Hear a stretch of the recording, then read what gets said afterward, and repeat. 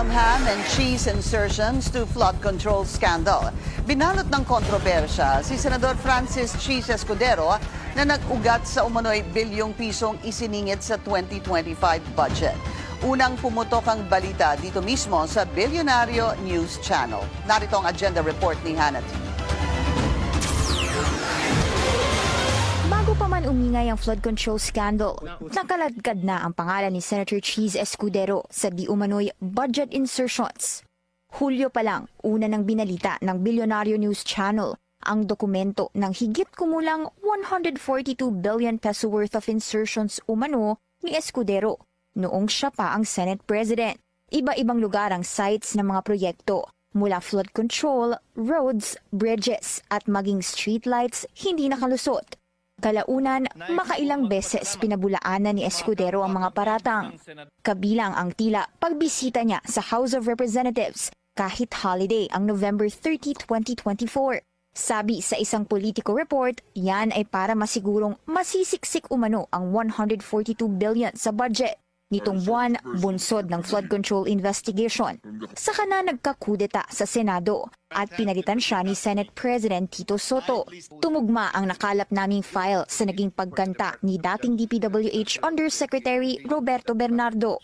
Sa kanyang salaysay, may listahan kasi ng mga proyektong nagkakahalagang 800 million pesos, kung saan 100 million dito para raw kay Escudero. Nag-e-exist din ang 5 projects na ito sa aming sariling dokumento. Yan ay flood control wall sa Valenzuela City at reconstruction of roads sa Marinduque. After inclusion of the projects in Dagaa, I delivered 20% of approximately 800 million or about 160 million to Maynard Ngu, which was meant for Senator Escudero. Si Maynard Ngu na binanggit ni Bernardo ang di umano'y bagman ni Escudero na siyang tumanggap ng nasabing amount. Si Ngu ang Special Envoy of the President to China for Trade, Investments and Tourism.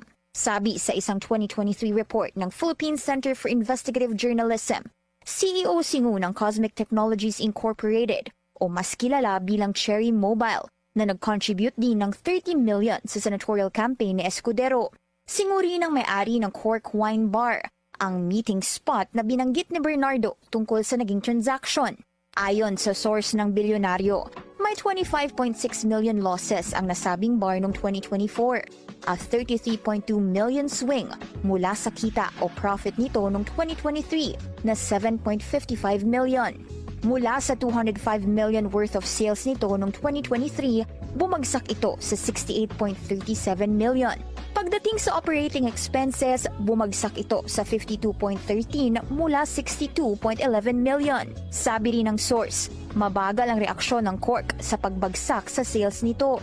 Yan ay dahil tila busy daw ang owners nito sa deal making. Si Joseph John Quirante, asawa ng kapatid ni Escudero na si Representative Marie Bernardet Escudero Quirante, pagmamayari ang 40% ng Cork habang 40% din ang kay Ngu. Kung President and CEO si Ngu, si Quirante naman ang Corporate Secretary.